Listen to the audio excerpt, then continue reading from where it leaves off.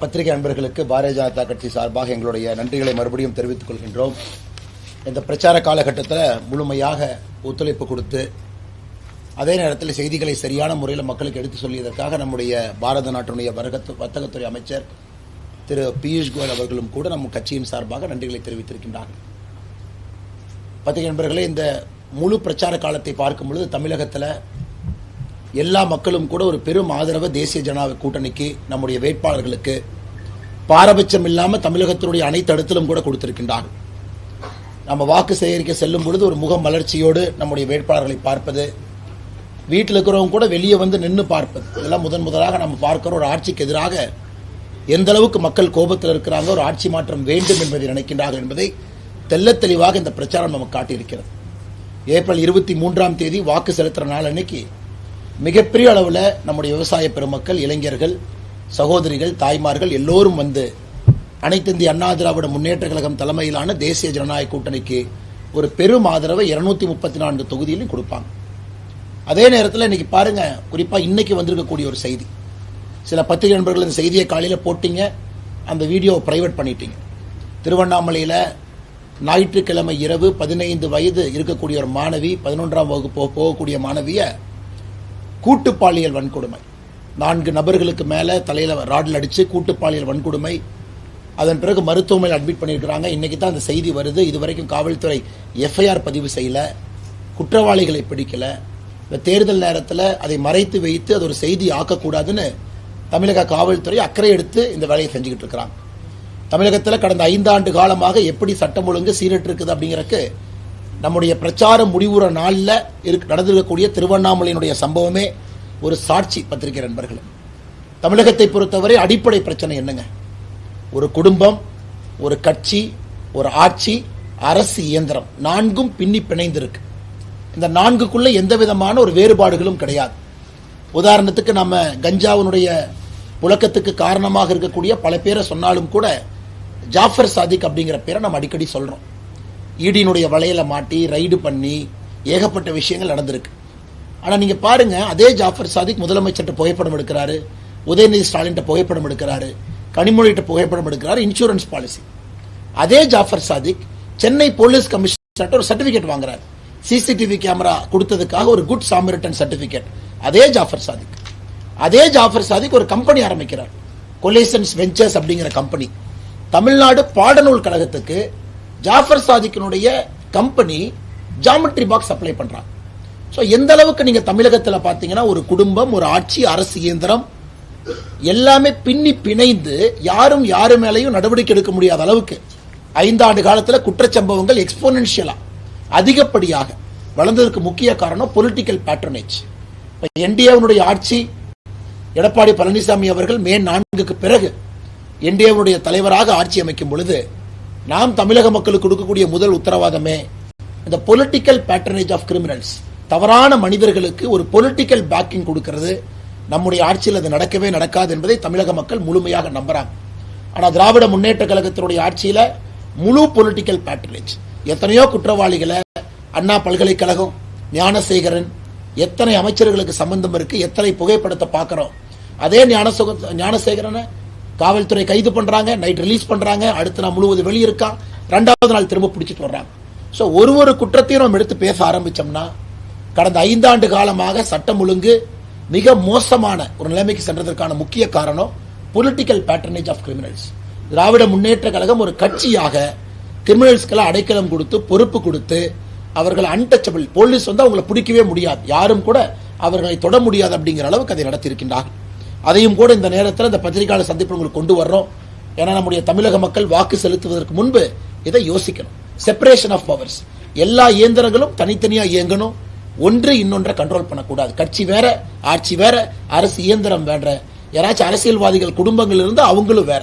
ஆனா திராவிட முன்னேற்ற கழகத்தினுடைய ஆட்சியில இந்த 4ஐயும் ஒன்றாக உருவாக்கியதற்கான பிரச்சனை என்னன்னா, 2080 ரேப் கேசஸ் தமிழகத்தில் 5 ஆண்டுகளில் பதிவு செய்திருக்கின்றோம். 8008 படுகொலைகள் பதிவு செய்திருக்கின்றோம். போக்சோ சட்டங்கள் மட்டுமே 39,999 வழக்குகள் போக்சோல பதிவாயிருக்கு. தமிழகத்தினுடைய அரசியல் வரலாற்றில் ஒரு 5 ஆண்டு காலத்தை நீங்க எடுத்துக்கிட்டீங்கன்னா இது போன்ற வழக்கு எப்பொழுதும் எங்கேயும் நாம் செய்ததில்லை. பத்திரிகை நண்பர்களே, அதையும் மக்கள் யோசிச்சு மாற்றத்திற்கான வாக்கு செலுத்தும் பொழுது நமக்கு திராவிட முன்னேற்ற கழகம் தலைமையிலான கூட்டணி வேண்டாம், நமக்கு அனைத்திந்திய அண்ணா திராவிட முன்னேற்ற கழகம் தலைமையிலான தேசிய ஜனநாயக கூட்டணி வேண்டும் அப்படிங்கிற மாதிரி மக்கள் வாக்கு செலுத்துவார்கள் என்று முழுமையாக நாங்கள் எல்லாம் இந்த நேரத்தில் நம்புகின்றோம். அதே நேரத்தில் நம்முடைய ஐயா பியூஷ் கோயல் அவங்க சொன்னாங்க, தேசிய ஜனநாயக கூட்டணி மதுராந்தகத்தில் கட்சிகளாக இணைந்தோம், இன்று குடும்பமாக மாறி இருக்கிறது. இன்னைக்கு பிரச்சாரத்தினுடைய கடைசி நாள். தேசிய ஜனநாயக கூட்டணியை பொறுத்தவரை ஒரு குடும்பம், எல்லா தலைவர்களும் எல்லாருக்கும் பிரச்சாரம் பண்றாங்க. மாற்றுக் கட்சி நண்பர்களுக்கு தான் நாங்க எல்லோருமே அதிகப்படியாக பிரச்சாரம் பண்ணியிருக்கிறோம் நம்முடைய சொந்த கட்சி வேட்பாளர்களை விட. ஆனா இன்னைக்கு திராவிட முன்னேற்ற கழகத்தினுடைய கூட்டணி பாத்தீங்கன்னா, இன்னைக்கு கோயிலுக்கு வெளியே இந்த சிதறு தேங்காய் உடைச்சா எப்படி தேங்காய் சிதறுமோ அது போல திமுகவுடைய கூட்டணி சிதறி போய் கிடக்கிறது. கம்யூனிஸ்ட் கட்சியினுடைய தலைவர் சண்முகம் சொல்றாங்க, நாங்கள் கூட்டணியில் இருக்கிறோம், ஆனா திராவிட முன்னேற்ற கழகத்தினுடைய ஊழலுக்கு பொறுப்பேற்க மாட்டோம் என்று பத்திரிகையாளர் பேட்டி கொடுக்கிறாங்க.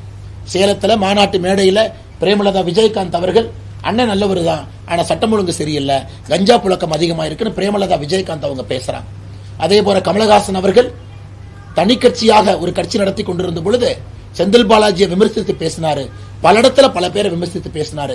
இன்னைக்கு அதே செந்தில் பாலாஜி கோயம்புத்தூர்ல போய் ஓட்டு கேட்கிறாரு, பிரச்சாரம் பண்றாரு. இதையெல்லாம் கூட தமிழக மக்கள் பார்த்து கொண்டிருக்கின்றார்கள். சந்தர்ப்பவாத கூட்டணி எது, சந்தர்ப்பவாதத்திற்காக யார் யாரோடு சேர்ந்திருக்கின்றார்கள், எல்லோரையும் நிராகரிக்க வேண்டும் என்கின்ற ஒற்றை கருத்து. காங்கிரஸ் பத்தி சொன்னாங்க. இன்னைக்கு காங்கிரஸ் கட்சியை பொறுத்தவரை நமக்கு தெரியும், காங்கிரஸ் மாநில தலைவர் பட்டப்பகல்ல ஒரு பொய்யை சொல்லி மாட்டும் அளவுக்கு ஒரு மோசமான ஒரு கட்சி தமிழகத்தில் இருக்கு. ராகுல் காந்தி கன்னியாகுமரியில் இருக்கும் பொழுது காங்கிரஸ் தலைவருக்கு அழைப்பு இல்ல, அவர் ஒரு பத்திரிகையாளர் சந்திப்பு வெளியே நடத்துறாரு, இன்கம் டாக்ஸ் ரைடு நடக்குதுங்கிறாரு. அதை நம்பி முதலமைச்சர் ஒரு ட்வீட் போடுறாரு. அதன் பிறகு வருமான வரித்துறை கிளாரிஃபை பண்றாங்க, இன்கம் டாக்ஸ் ரைடு எதுவுமே நடக்கல. காங்கிரஸ் ஸ்டேட் பிரசிடென்ட் ஒரு ஃபேக் பிரஸ் கான்ஃபரன்ஸ் நடத்தி பொய்யான ஒரு தகவலை சொல்லி அம்பலப்பட்டிருக்கின்றார். சோ இன்னைக்கு தி செக்குலர் புரோகிரசிவ் அலையன்ஸ், அதாவது இண்டி கூட்டணிங்கிற பேரை முதலமைச்சர் தன்னுடைய வசதிக்காக பேரையும் கூட இண்டி அலையன்ஸ்ல இருந்து அவருடைய வசதிக்கு மாற்றிக்கொண்டு விட்டார்கள். இதையெல்லாம் தமிழக மக்கள் பார்க்கிறாங்க. அந்த கூட்டணியில அவர்களுக்குள்ள ஒருங்கிணைப்பு கிடையாது, அந்த தலைவர்கள் கூட மாத்தி பிரச்சாரம் பண்றது கிடையாது. புதுச்சேரியில பார்த்தோம், தமிழகத்திலையும் பார்த்தோம். ராகுல் காந்தி அவர்களை பொறுத்தவரை முதலமைச்சர் அவர் ஸ்டாலின் என்கின்ற பேரை சொல்றக்கே கூச்சப்படுறார். ஸ்டாலின் அப்படிங்கிற பேரே அந்த முதல் நாள் பிரச்சாரத்துல கடைசி மேடையில 3வது தொகுதியில பிரதர் ஸ்டாலின் அப்படின்னு சொல்லுவதற்கு அவருக்கு ஒரு 4-5 மணி நேரம் தேவைப்படுகிறது. ஆனா நம்முடைய பிரதமர் மோடி அவர்கள் மதுராந்தகத்துல திரு எடப்பாடி பழனிசாமி அருகில் வைத்து அங்கிருந்து ஆரம்பித்த பிரச்சாரம், அதன் பிறகு மதுரை, அதன் பிறகு திருச்சி, அதன் பிறகு நாகர்கோவில், அதன் பிறகு கோயம்புத்தூர், 5 இடத்திலும் கூட ஒற்றுமையான ஒரு முகமாக நம்முடைய தேசிய ஜனநாயக கூட்டணி மக்கள் முன்னால் நாம் நின்று கொண்டிருக்கின்றோம். பத்திரிகை நண்பர்களே, இன்னொரு விஷயத்தையும் நீங்க இந்த தேர்தல் பிரச்சார காலத்தில் நீங்க கவனிச்சிருப்பீங்க. எந்த அளவுக்கு பணப்பட்டுவாடா திராவிட முன்னேற்ற கழகம் செய்து கொண்டிருக்கின்றார்கள். கோயம்புத்தூர் தெற்கு தொகுதியில் செந்தில் பாலாஜி நேற்று பணம் பட்டுவாடா கரூரிலிருந்து வந்த சில நபர்கள் செய்த பொழுது அவர்களை பிடித்து ராமநாதபுரம் D1 காவல் நிலையத்தில் வைத்திருந்த பொழுது 500 பேர் கொண்ட ஒரு கும்பல் காவல் நிலையத்தை சுத்தி வளைக்கிறாங்க. காவல்துறை அதிகாரிகள் காவல் நிலையத்தை பூட்டு போட்டி, ராமநாதபுரத்தினுடைய D1 காவல் நிலையத்தை பூட்டி உள்ளே யாரும் வராத அளவுக்கு தன்னை பாதுகாத்துக் கொள்கின்றார்கள். தமிழகத்தினுடைய இந்த அநியாயத்தை இப்பவே நம்ம பார்க்கிறோம். அவங்க ஆட்சியில் இருந்து இன்னைக்கு தேர்தல் கமிஷனுடைய டைரக்ஷன் நடக்கக்கூடிய எலெக்ஷன்ல இன்னைக்கு திராவிட முன்னேற்ற கழகத்தினுடைய அராஜகத்தை தமிழ்நாடு முழுவதும் பார்த்தோம். நேத்து ஸ்டாலின் அவர்கள் ரோட் ஷோ சென்னையில் நடக்கும் பொழுது எத்தனை இடத்துல அனைத்து இந்திய அண்ணா திராவிட முன்னேற்ற கழகத்தினுடைய தொண்டர்கள், பாரதிய ஜனதா கட்சியுடைய தொண்டர்கள் அடிக்கப்பட்டிருக்கின்றார்கள். நேற்று நம்ம பிரச்சாரத்தில் கூட பல இடத்துல பேசணும். அந்த அளவுக்கு இன்னும் எதிர்கட்சியினுடைய குரல் வலையை நசுக்கணும். பத்திரிகை நண்பர்கள் யாராவது திமுகவுக்கு எதிராக ஒரு செய்தி போட்டுட்டீங்கன்னா அவர்கள் ஏற்கனவே சொன்னது போல அரசு கேபிள்ல உங்க ஸ்லாட்டை தூக்கி கடைசியா போடணும், கவர்மெண்ட் கொடுக்கக்கூடிய டெண்டரை கட் பண்ணணும். இன்னும் திமுகவினுடைய முகம் தமிழகத்தில் இருக்கு. அதனால் அருமை பத்திரிகை நண்பர்களே, தமிழ்நாட்டில் எத்தனை மத்திய அரசுடைய திட்டங்கள் முடக்கப்பட்டிருக்கு நீங்களே யோசிச்சு பாருங்க. கோயம்புத்தூர்ல பாரத பிரதமர் சொன்னாங்க, கோயம்புத்தூர் போன்ற ஒரு பெரிய நகரத்துல PM சூரியகர் வெறும் 8000 வீடுகளுக்கு தான் கொடுக்கப்பட்டிருக்கிறது. வெறும் 8000 வீடுகளுக்கு தான் PM சூரியகர். இந்தியாவை பொறுத்தவரை தமிழகம் 10வது இடத்துல இருக்கு பிரதம மந்திரியுடைய சூரியகர் திட்டத்தை பயன்படுத்துவதற்கு. ஒரு இடத்துல கரண்ட் பில் ஏறுது, இன்னொரு இடத்துல 75,000 ரூபாய் சப்சிடி கொடுத்து வீட்டுக்கு மேல சோலார் போடுறத மத்திய அரசு கொடுக்கறாங்க. வெறும் 8000.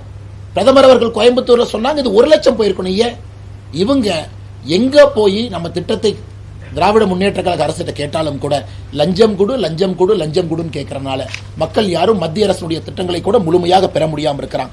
பிரதம மந்திரி கிசான் திட்டம், அனைத்து இந்திய அண்ணா திராவிட முன்னேற்ற கழகத்துடைய ஆட்சி முடியும் பொழுது 45 லட்சம் பயனாளிகள். 6000 ரூபாய் வாங்கக்கூடிய விவசாயிகள் 45 லட்சம் பேர். இன்னைக்கு 21 லட்சம் பேர். 24 லட்சம் விவசாயிகள் PM கிசான் திட்டத்திலிருந்து நீக்கப்பட்டிருக்கின்றார்கள். அதுவும் திமுகவுடைய ஆட்சியில். அடுத்து பிரதமர் ஆவாஸ் யோஜனா மோடி வீடு என்று சொல்லுகின்றோம். பிரதமர் அவர்களே நேரடியாக குற்றம் சாட்டுறாங்க. திராவிட முன்னேற்ற கழகத்தினுடைய ஆட்சியில மத்திய அரசு கொடுக்கக்கூடிய வீடுகளை திமுக அதை ப்ராசஸ் பண்றதில்ல, அதை சரியான முறையில் கீழே கொண்டு போறதில்ல. எல்லோருக்கும் தெரியும், 2 கை தட்டினால் தான் சத்தம். ஆனால் தமிழக அரசை பொறுத்தவரை ஒரு கையை வச்சு சுத்திக்கிட்டு இருக்கிறாங்க. மத்திய அரசோடு இணைப்பு கிடையாது, பிணைப்பு கிடையாது.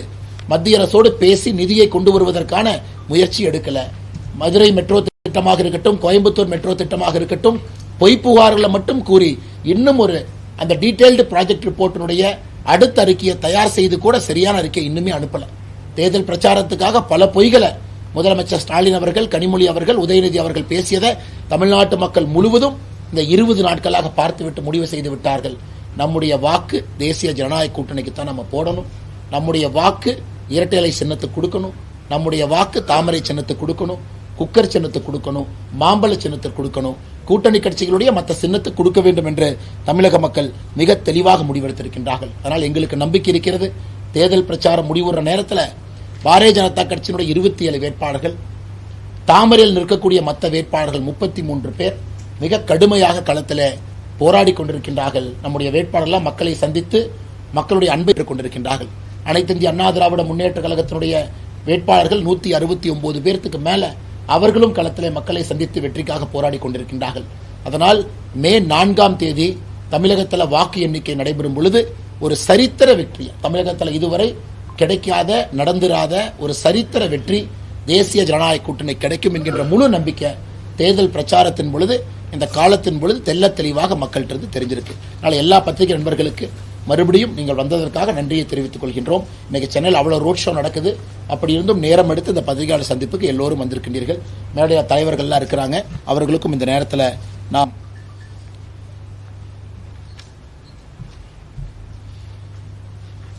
அது மட்டுமில்லை, உங்களுக்கு இன்னொரு விஷயத்தையும் நான் கவனத்துக்கு கொண்டு வர பார்க்கிறேன். காங்கிரஸ் பேரியக்கத்தினுடைய அகில இந்திய தலைவர் மல்லிகார்ஜுன கார்கே அவங்க திரு ஸ்டாலின் அவர்களோட கூட்டு பிரச்சாரம் செய்ததை நம்ம எல்லோருமே பார்த்தோம். Along with Stalin he was doing campaigning, a joint campaigning in a stage. So Congress பேரியக்கத்தினுடைய தலைவர் அதன் பிறகு பத்திரிகையாளர் சந்திப்பை சந்திக்கிறார். அந்த கூட்டம் முடிந்து பத்திரிகையாளர் சந்திப்பை சந்திக்கும் பொழுது கார்கே சொல்றாரு, அது ஆங்கிலத்தில் படிச்சுட்டு நான் அடுத்து தமிழில் கேட்கிறேன். கார்கே சொல்லுகின்றார், how can they AIADMK join with Modi? He is a terrorist and he won't believe in equality. And these people who are joining with them, it means that they are weakening democracy. நான் ஒரே ஒரு கேள்வியை தான் ஸ்டாலினுக்கு கேட்கிறேன். காங்கிரஸ் பேரியக்கத்தினுடைய தலைவர் திரு மல்லிகார்ஜுன கார்கே அவர்கள் மோடியை தீவிரவாதின்னு சொல்றார். தமிழக மண்ணில் வந்து பத்திரிகையாளர் சந்திப்பில் மோடியை தீவிரவாதின்னு சொல்றார். தீவிரவாதிகளுடைய ஊடுருவ தடுக்கக்கூடிய மோடி, தீவிரவாதிகள் வந்தா பதிலடி கொடுக்கக்கூடிய மோடியை இன்னைக்கு மல்லிகார்ஜுன கார்கே நம்முடைய மண்ணில் தீவிரவாதின்னு கூப்பிடுறார். அதனால ஸ்டாலின் அவர்களே, திரு மல்லிகார்ஜுன கார்கே அவருடைய கருத்துக்கு உடன்படுறீங்களா? அவர் சொன்ன கருத்து அவர் கருத்து மட்டும்தானா, இல்ல உங்க கருத்து சேர்ந்து இருக்கா, இல்ல கூட்டணியுடைய மொத்த கருத்து இருக்கா? அது மட்டும் இல்ல, ஸ்டாலின் அவர்கள் இன்னொன்றையும் சொல்லணும். இன்னைக்கு தமிழக மக்கள் முன்னாடி இன்னைக்கு ஸ்டாலின் நின்று கொண்டிருக்கின்றார்கள். எங்களுக்கு மறுபடியும் திராவிட மாடல் ஆட்சி 2.0 கொடுங்க. அவருடைய மகனை அவரே ப்ரமோட் பண்ணி வரமாட்டான்னு சொன்னவரை கொண்டு வந்து எம்எல்ஏ ஆக்கி, துணை முதலமைச்சர் ஆக்கி, இன்னைக்கு கட்சியில உழைக்காம இன்னைக்கு நம்பர் 2 பொசிஷன்ல வந்து தன்னுடைய மகனை வைத்திருக்கின்றார். அதனால நம்ம பல இடத்துல பேசுறோம். குறிப்பாக நம்முடைய அமைச்சர் திரு பியூஷ் கோயல் அவர்கள் 20 முறை இதுவரை கேள்வி கேட்டிருக்காங்க. 20 முறை தமிழகத்தினுடைய இந்த அரசியல் பிரச்சார காலகட்டத்தில் 20 முறையும் ஒரே கேள்விதான். ஸ்டாலின் அவர்களே, முதலமைச்சர் வேட்பாளர் நீங்களா, இல்ல முதலமைச்சராக வருவதற்காக இந்த தேர்தலில் நீங்கள் நாடகம் போட்டுவிட்டு உதயநிதி ஸ்டாலினை முதலமைச்சராக அமர வைப்பதற்காக இந்த தேர்தலில் நீங்கள் பங்கெடுத்துக் கொண்டிருக்கின்றீர்களா? 20 முறை கேள்வியும் கேட்டும் இதுவரை பதில் இல்லை. 21வது முறையும் இந்த கேள்வியை கேட்கிறோம். தமிழக மக்களுக்கு தெரியும், இந்த தேர்தல் உண்மையை சொல்ல வேண்டும் என்றால் இது ஸ்டாலின் அவர்களுக்கான தேர்தல் இல்லை என்பது எல்லோருக்குமே தெரியும். உதயநிதி ஸ்டாலினுடைய முகமூடியாகத்தான் திரு MK ஸ்டாலின் அவர்கள் இங்கே நின்று கொண்டிருக்கின்றார்கள். அதையும் மக்கள் நன்கு அறிவார்கள். அதனாலதான் எங்களுடைய முதலமைச்சருடைய வேட்பாளராக இருக்கக்கூடிய திரு எடப்பாடி பழனிசாமி அவர்களுடைய அனுபவம், அவருடைய நிர்வாக திறமை, இதெல்லாம் பார்க்கும் பொழுது உதயநிதி ஸ்டாலினா எடப்பாடி பழனிசாமி அவர்களா என்று வரும் பொழுது தமிழகத்தில் எல்லா வாக்காளர் பெருமக்களும் திரு இபிஎஸ் அவர்களுக்கு, தேசிய ஜனநாயக கூட்டணி அவர்களுக்கு வாக்களிப்பார்கள். மே 4 நமக்கு அது தெள்ள தெளிவாக தெரியும். I just want to supplement this last point. Today I feel ashamed that the Congress party and Mr. Stalin's DMK party have come to such a low level. They have stooped to this low level that a democratically elected Prime Minister, elected by the people of India, they are calling a terrorist. I strongly condemn Mr. Kharge's statement. I demand an apology from both the partners, Rahul Gandhi and MK Stalin, for this downright insult of the people of India. They have not only insulted Prime Minister Narendra Modi, who is elected by all of us, who is the leader of the world's biggest democracy, the mother of all democracies, but they have insulted 140 crore Indians. They have today insulted 8 crore Tamil brothers and sisters by calling the nation's Prime Minister a terrorist. I do not think the people of Tamil Nadu will either forget this insult, and I am sure the people of Tamil Nadu will not forgive Rahul Gandhi, his party's president Mallikarjun Kharge, and their partner Stalin for this insult of 140 crore Indians, for this insult of 8 crore Tamilians. Effectively, Congress and DMK are calling all of us who have elected Prime Minister Modi as terrorists. I strongly condemn it. They should apologize to the nation, and the people of Tamil Nadu should give a befitting reply to the unholy alliance of DMK and Congress. Vanakkam.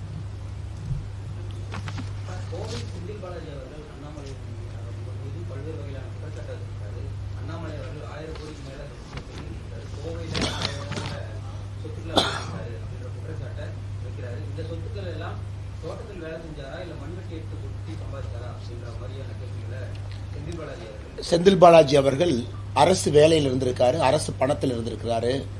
471 நாள் புலால் சிறையில் இருந்த பொழுது அரசு அவருக்கு சம்பளத்தை கொடுத்துக்கிட்டு இருந்துச்சு.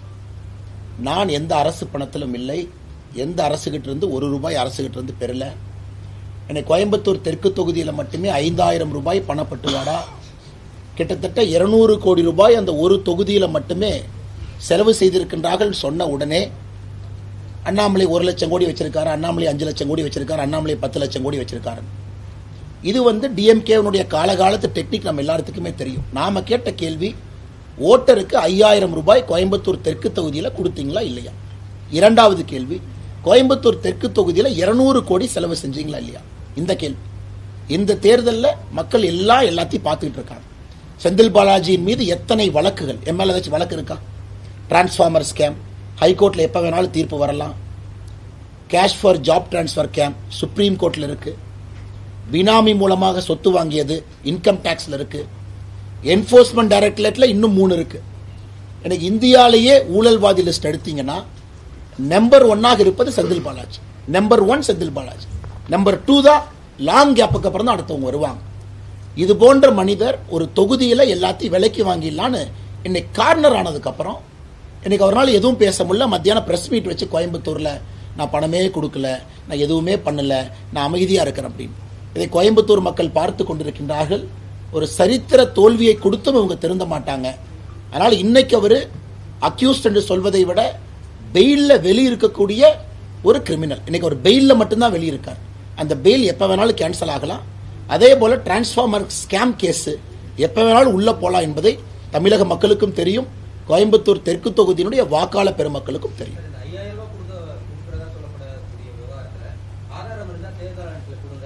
9 ஆதாரங்கள் நான் உங்களுக்கு பட்டியலிடுறேன். ஸ்பாட் மகஜர், அதாவது கோயம்புத்தூர் தெற்கு தொகுதியை பொறுத்தவரை நீங்க ஆதாரம் கேட்டதுக்காக நான் சொல்றேன். நான் செந்தில் பாலாஜி ஆதாரம் கேட்டதுக்காக கோயம்புத்தூர் தெற்கு தொகுதியை பொறுத்தவரை கடந்த 4 நாட்களாக பதிவு செய்யப்பட்டிருக்கக்கூடிய கம்ப்ளைண்ட், ஒரு இடத்துல ஒரு மகஜர் போட்டிருக்காங்க. 19/4/2026 10:45 மணிக்கு ஒரு 3 பேர்த்துக்கிட்ட இருந்து 50,000 ரூபாய் வாக்காள பட்டியல் ஒரு லாட்ஜில் பிடிக்கிறாங்க. 19/4/2026 நைட்டு 11:30 மணிக்கு 1,86,000 ரூபாய் எஃப்ஐஆர் போட்டு மகஜர் போட்டிருக்காங்க. அந்த காப்பியெல்லாம் உங்களுக்கு தர்றேன். 20/4/2026 5:20 மணிக்கு எகெயின் பறக்கும் படை 80,000 ரூபாய் சீஸ் பண்ணுறாங்க. அதன் பிறகு செட்டி வீதியில் முறைப்படி காவல் ஆணையருக்கு கூட்டுறவு சார் பதிவாளர் எஸ் மகேஸ்வரி அப்படிங்கிற அந்த எலெக்ஷன் சம்பந்தமாக இருக்கிறவங்க கம்ப்ளைண்ட் கொடுக்குற லிஸ்ட் உங்களுக்கு கொடுக்குறேன். அதில் அவங்க 500 ரூபா நோட்டு எவ்வளோ சீஸ் பண்ணியிருக்காங்க, 42,160. அதே போல் மொத்தமாக 8 கம்ப்ளைண்ட் மட்டுமே கோயம்புத்தூர் தெற்கு தொகுதியில் இதுவரைக்கும் கடந்த 3 நாட்களாக 19, 20, 21 3 நாட்களில் 8 கம்ப்ளைண்ட்டு ஃப்ளையிங் சர்வேலன்ஸ் டீம் கோயம்புத்தூரில் இருக்கக்கூடிய லாட்ஜஸ், குறிப்பாக கரூர்காரங்க, கரூரிலிருந்து செந்தில் பாலாஜினுடைய பினாமி கையும் களவுமாக பிடிபட்ட வீடியோவை தமிழகமே பார்க்குது. ஒரு காந்தியவாதி மாதிரி பத்திரிகையாளர் சந்திப்பு நடத்தி அது ஏன் பணம் இல்லை, அவங்க ஏன் ஆளுக இல்லை, அது ஏன் வாக்காளர் பட்டியல் இல்லை, அவங்க எனக்காக பணம் கொடுக்கலன்னா செந்தில் பாலாஜி ரோட்ல நடந்து போய் பணம் கொடுத்தாருன்னு யாரும் சொல்லல. செந்தில் பாலாஜினுடைய பினாமிகள் கோயம்புத்தூர் தெற்கு தொகுதியில் இந்த கரூர் கம்பெனி, டாஸ்மார்க் வசூல் கம்பெனி, அவர்கள் வந்து வீடு வீடாக 5,000 ரூபாய் கொடுத்து கொண்டிருக்கின்றார்கள் என்பதுதான் கம்ப்ளைண்ட். அதுக்கு 8 மகஜர் காவல்துறையை பண்ணியிருக்காங்க. அதை நான் உங்களுக்கு காப்பி அனுப்புறேன். அதை செந்தில் பாலாஜிட்ட காட்டி இவங்கெல்லாம் யார் மார்ஸ்ல இருந்து வந்தாங்களா ஜூபிட்டர்ல இருந்து வந்தாங்களான்னு கேளுங்க. அவர்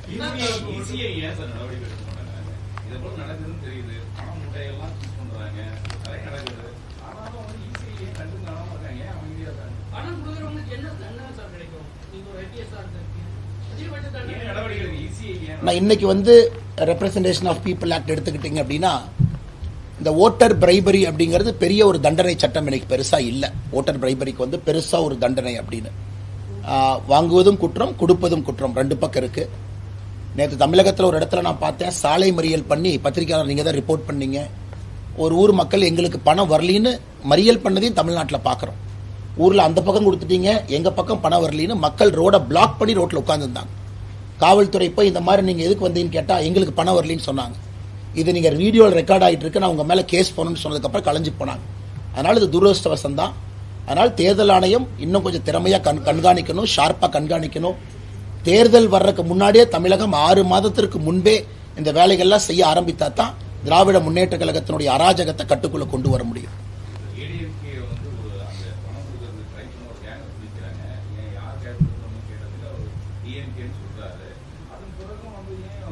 அதான் நம்ம கடமையை நாங்கள் செஞ்சிட்டோம். அதான் 8 கம்ப்ளைண்ட் கொடுத்துட்டோம். அது பாருங்க, இவ்வளவு பண்ணியும் அந்த வேட்பாளர் செந்தில் பாலாஜி கேட்கிறாரு எங்கிட்ட எதுவுமே இல்லைன்னு.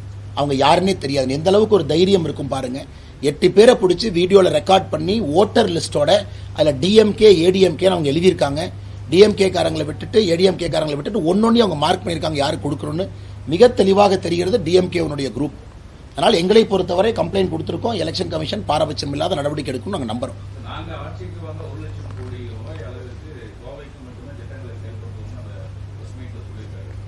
அப்ப இத்தனை நாள் என்ன பண்ணாங்கன்னு நான் கேட்கிறேன். அப்ப இத்தனை 5 ஆண்டு காலமாக கோயம்புத்தூருக்கு எதுவும் கொடுக்காம 5 ஆண்டு காலம் முடிந்து கடைசியாக நடக்கக்கூடிய பிரஸ் மீட்ல நாங்க ஆட்சிக்கு வந்து அடுத்த 5 வருஷத்துல 1 லட்சம் கோடி ரூபாய்க்கு நாங்க கோயம்புத்தூருக்கு திட்ட உதவிகள் கொண்டு வரோம்னா இந்த 5 வருஷம் நீங்க என்ன பண்ணீங்கன்னு சொல்லுங்க.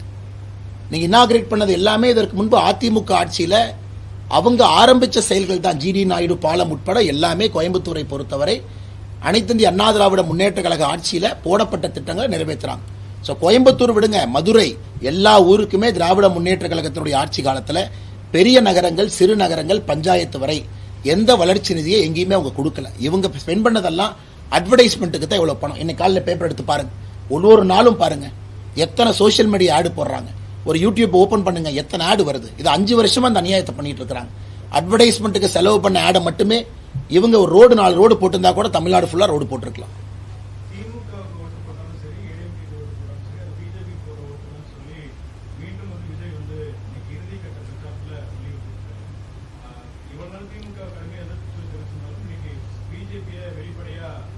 அவருடைய அரசியல், அவருடைய பார்வை, அந்த அரசியல் கட்சி அவர் தலைவராக இருக்கிறாரு, பேசுறதுக்கு எல்லா உரிமையும் அவருக்கு இருக்கு.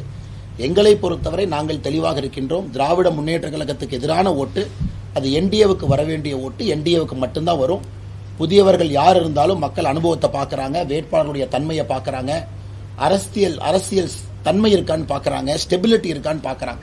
அது நம்முடைய கூட்டணியினுடைய வேட்பாளர்கள்ட்ட இருக்கு. பலமுறை அரசு இயந்திரத்தில் பல பொறுப்பில் பணியாற்றியவர்கள் வேட்பாளராக இருக்கிறாங்க. ஸோ நம்மால தான் கவர்னன்ஸை டெலிவர் பண்ண முடியும் அப்படிங்கிறது இன்னைக்கு தமிழ்நாட்டு மக்களுக்கு தெரியும். அதனால் வேற யாரும் ரேஸ்ல கிடையாது. இன்னைக்கு ரேஸ்ல இருக்கிறது தமிழகத்தில் என்டிஏ மட்டும்தான். அது மட்டும்தான் வெற்றி கூட்டணி.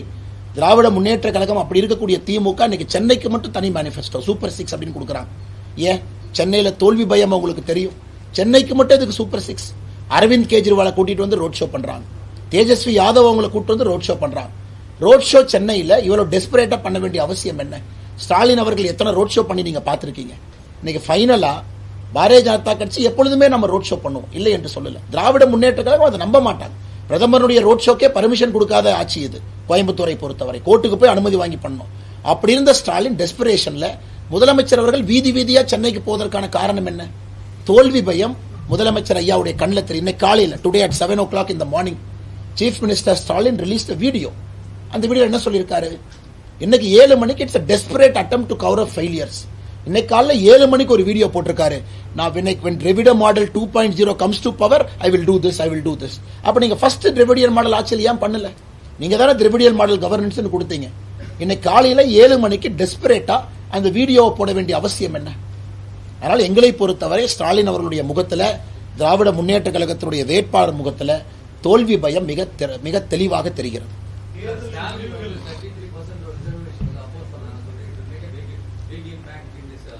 Sir, you can talk on the 33% reservation. Sir. Will it make an impact?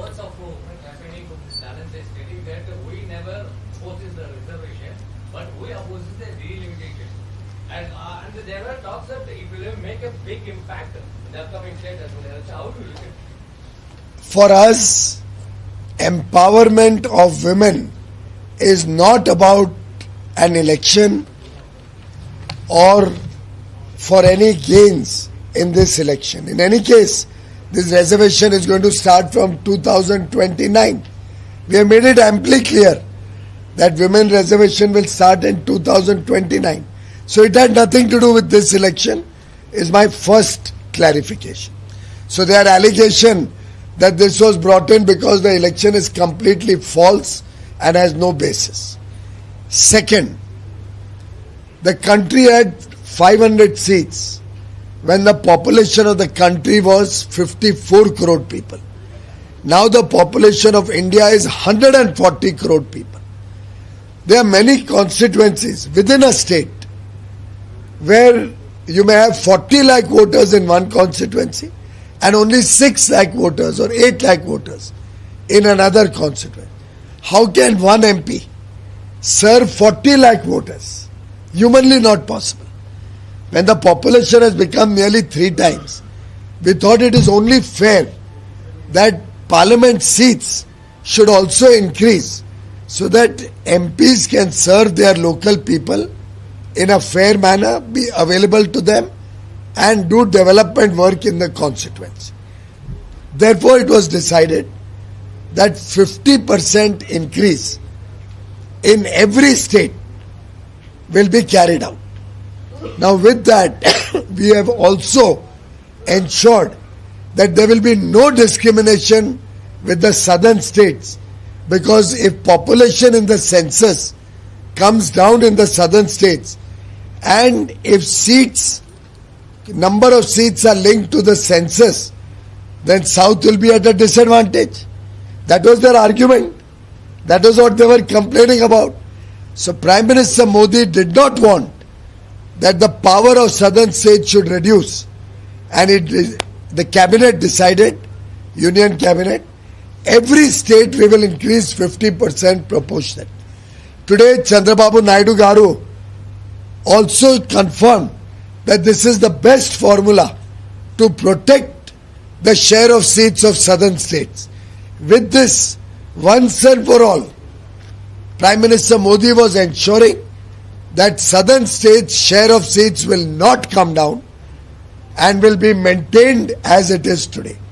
Because if Tamil Nadu, irrespective of population going down, will get the same 50% increase as Maharashtra will get, or Gujarat will get, or any other state will get.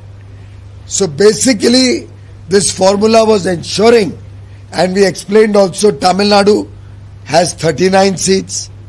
50% increase will make it 59 seats. So from 543 seats, 7.18% are with Tamil Nadu, 39 seats. In 816 seats, like increased seats, 7.23%, 59 seats will be of Tamil Nadu.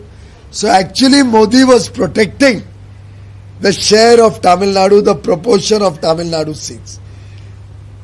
What Stalin and Rahul Gandhi want is to go back to the original law. They did not allow the amendment to be passed. Even after our saying we'll bring this 50% formula in the law itself, still they did not allow it to be passed. But they wanted to be based on census. So Mr. Naidu today really nicely clarified. What they have done is anti-Tamil Nadu, anti-southern states, because they have linked what Gandhi and Stalin want, Congress and DMK want, is that seats should be linked to census, which will mean Tamil Nadu will be at a disadvantage. So what Modi was doing was giving fair share to Tamil Nadu. What Rahul Gandhi and DMK and Trinamool Congress, Mamata Banerjee, all of them have done is stop the southern states, the northeastern states, the small states from getting their fair share of increase. So very clearly, this is an anti-Tamil agenda of Stalin and Gandhi. எல்லா தேர்தலையும் நிர்வாகித்தாங்க நம்முடைய பிரச்சாரம். இந்த தேர்தலில் முழுமையாக அவங்க பிரச்சாரம் திட்டமிடல.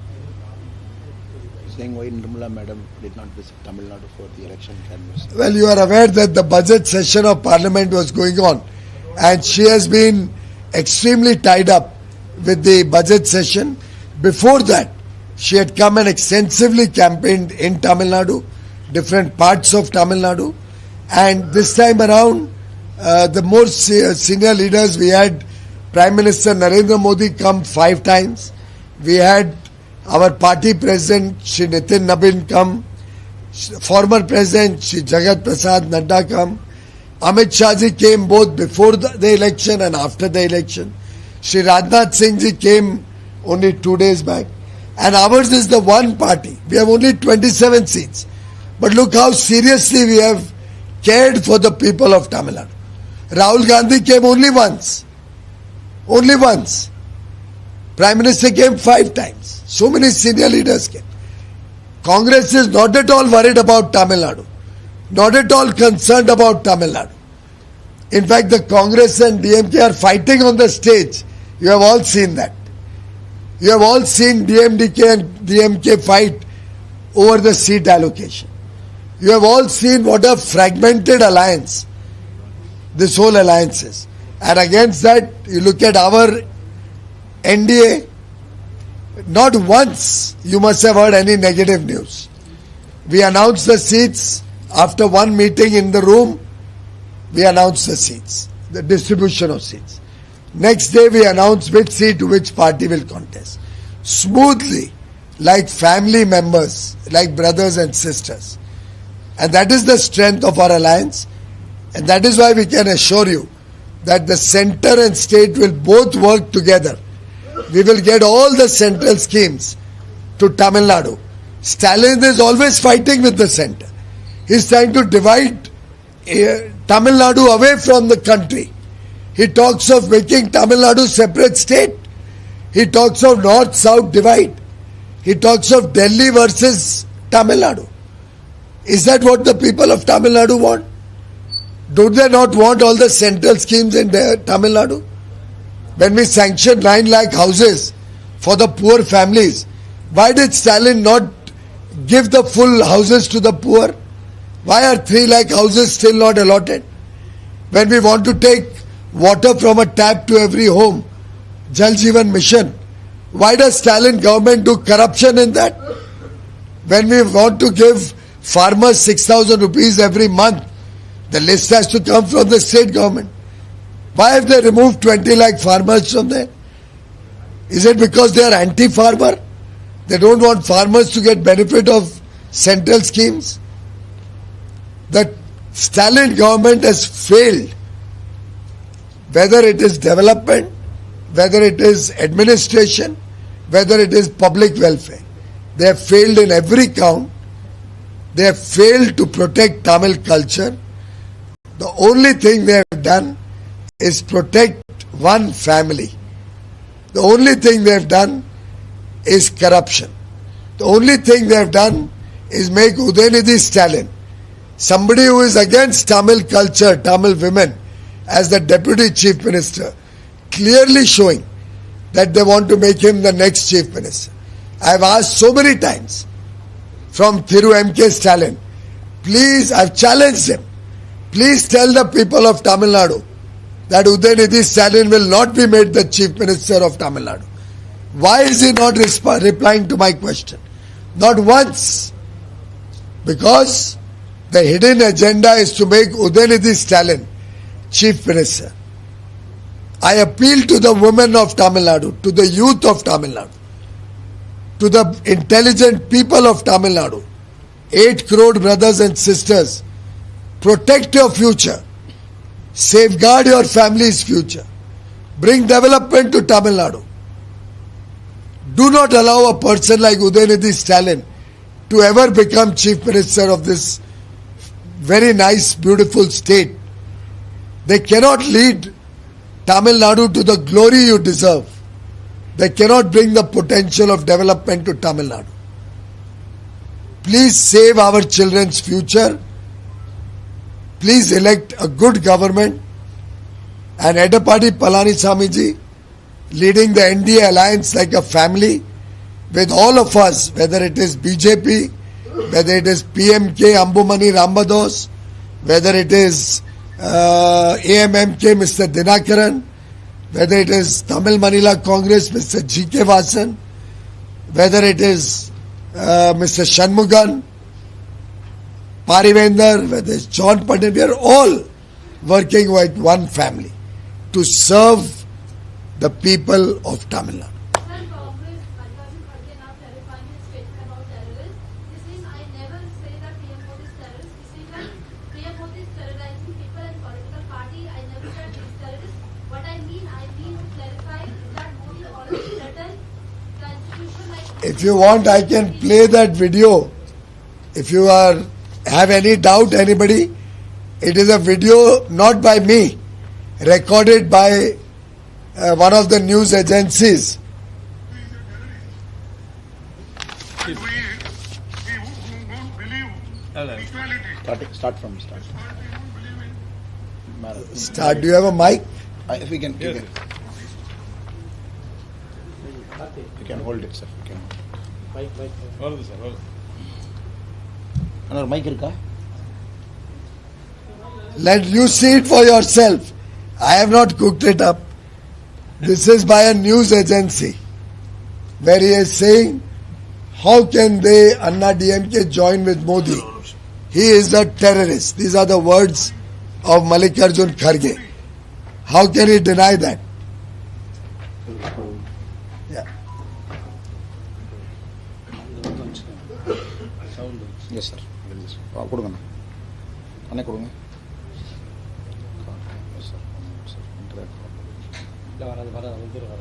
வராது. வரும் போடுங்க. He's a terrorist, he says. And we on equality. His party would believe in equality and justice. And these people, This is tweeted by can they join with Modi? From the start.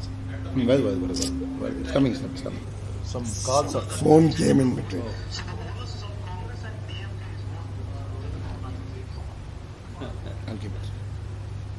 Internet issues.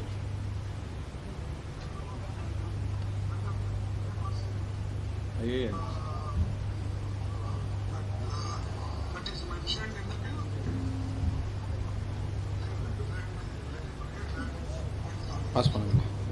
Whose phone is this? Sir, this is Narayan Tripathi. Don't have Wi-Fi. Internet problem. Wi-Fi is there. Suddenly it was coming on the suddenly. Phone on the How can they join with Modi, who is a terrorist, and we won't Okay, I'll play it again. in equality? How can they join Ah, with Modi, who is a terrorist, and he won't believe in equality? I have not said it. His party won't believe in equality and justice. And these Categorically, these are his words, madam. Some of the opinion polls do expect it will get tough for him. The NDA alliance is getting a clean sweep. Anga Sungli is one. That is for you to judge. You look at the tremendous response that Prime Minister Modi got, that Edapadi Palanisamy is getting day in and day out. You saw the roadshow at Mylapore of Shri Amit Shah ji. Yesterday you saw Chandrababu Naidu, the response he got, both in Thalli and Chennai. Annamalai ji has gone to over 90 constituencies. You'd like to tell them your response you get? நம்மை பொறுத்தவரை எல்லா இடத்திலும் கூட மக்கள் பெரிய ஆதரவு கொடுக்கறாங்க.